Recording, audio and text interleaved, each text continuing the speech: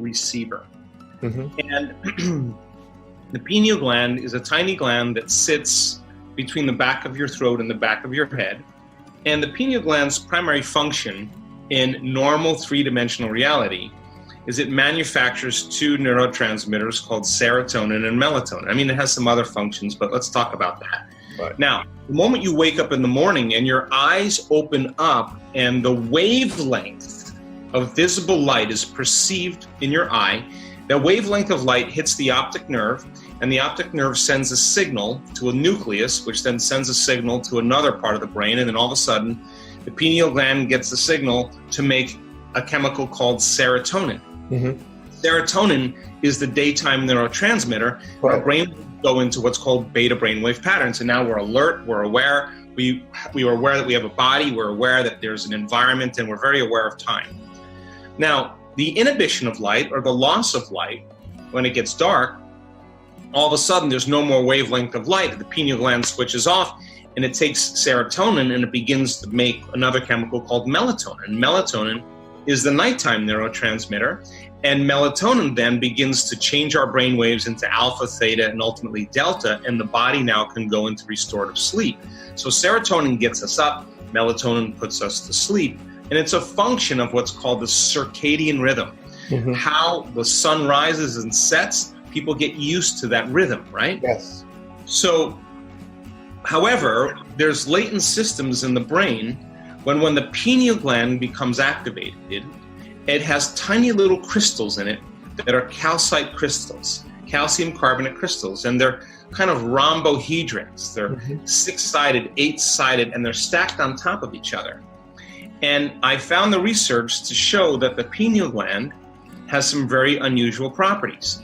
So when the pineal gland becomes activated, those tiny little crystals begin to shimmer, and they begin to become electrically activated.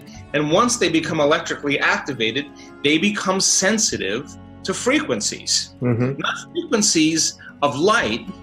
Light has to go through the eyes, through the senses. Once it's activated, it begins to pick up frequencies that are not perceived by the senses, and it transduces that frequency, because that frequency is carrying information, into very profound imagery. And now the person is having an inner vision. That's why it's called the third eye. And that inner vision is way more real than anything you've ever experienced in your three-dimensional reality. This is a very, very low frequency, but this is a very fast frequency. And all of a sudden, the pineal gland begins to make metabolites. Now, melatonin is already an antioxidant, but now the derivatives of melatonin, when this gland is activated, produces very powerful antioxidants that heal: anti-cancer, anti-aging, anti-heart disease, anti-stroke, anti-neurodegenerative, anti-inflammatory, antimicrobial. You take the molecule, you tweak it again, you have a benzodiazepine. What is that? That's Valium. It's your body. Melatonin already relaxes you, but now, hang on. You are going to really chill out.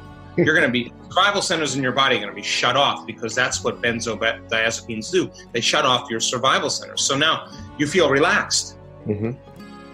It produces a chemical that puts the body into stasis. The first three centers, you lose sex drive, you lose appetite, you lose the preoccupation with your environment. The body is no longer, the mind, it's no longer driving us.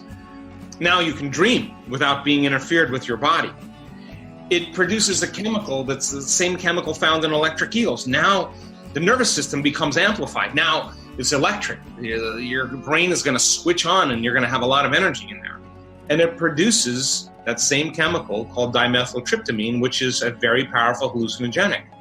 And now your brain is going to literally perceive another world, and it's going to be more real than this world. And we activate that system because I want people to realize that they're not a linear being living a linear life, that we are dimensional beings living a dimensional life. And you only need one of those experiences, Tobias, and you can't go back to being the same person again, because you realize this probably is the illusion and more real. So there's a principle in biology, and it's an important principle. It's called endowment. And endowment means nature never wastes anything. So the principle in nature is if you don't use it, you lose it. Just get rid of it, right?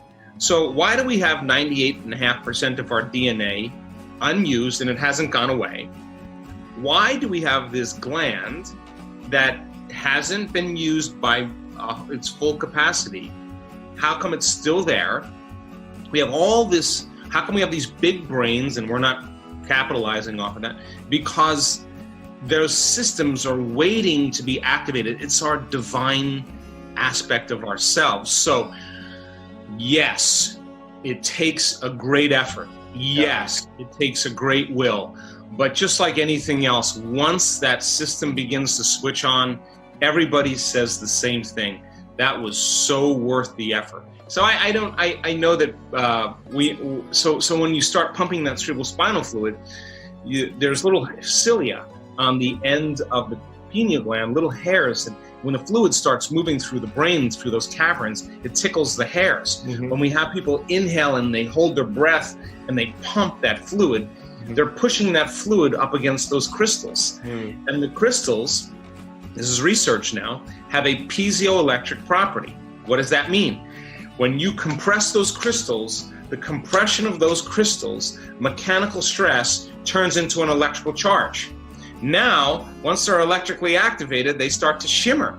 Once they start to shimmer, they're now going to receive information. And now it's a radio dial. It's going to pick up information and the brain's going to transduce it into imagery. And now that latent system switched on, and hang on, because people say, I want the unknown, but whoa, when it comes, it's big. Look, I mean, do you believe that everything that we're learning about the Egyptians is everything? No. Our research shows that when that system switches on in the brain, the entire limbic system of the brain, the limbic brain, in our research is on fire. It is highly activated. What is the limbic system? It's the pineal, it's the pituitary, it's the thalamus, it's the hypothalamus, it's the corpus callosum. It's just little package right underneath there, the hippocampus, the amygdala, this whole kind of network. That Eye of Horus is a side section of that part of the brain. So our research shows that that limbic brain switches on. The Egyptians knew the thinking brain was the architect, the designer, and that this system was the creator. So design it with your thinking brain, but then surrender it and get out of the way and allow this system to hook up to energy and begin to turn it into to an experience. So I think the Egyptians, there's a lot of secrets in that culture that we haven't been told. Certainly the gods were real. Certainly the pharaohs had a connection to the gods, and certainly there were initiations that were about activating another world, entering another world, and I think that's the power behind the culture.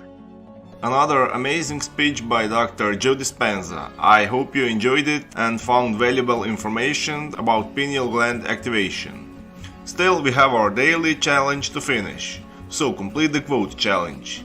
If you're new to this, your job is to complete the inspiring quote and give us the right answer. If you know the correct answer and you answer correctly first, you're the winner of this challenge. In the previous video, we had a quote that belongs to Dr. Joe Dispenza, and we were looking for two words. The quote goes like this: just as thoughts are the language of the brain, feelings are the language of, and the correct answer is the body. So, just as thoughts are the language of the brain, feelings are the language of the body. Many of you knew the correct answer, so congratulations to everyone with the correct answer. But we'll see how you do today. Since you love Dr. Joe Dispenza, here is another quote for you. When you think from your past memories, you can only create.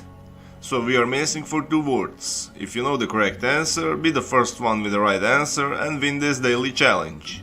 Even if you're not sure, try and guess. If you love this video, give your thumbs up and share it with your friends. Don't forget to subscribe and hit that bell button so you don't miss my new videos and new challenges. So hit the bell button and you'll get notification when new video is out. If you really like what we do here and want to support us, you can join our channel and our community for a symbolic fee and gain many other additional features. You can do that by clicking the join button next to the subscribe button. or you can click on the link in description of this video.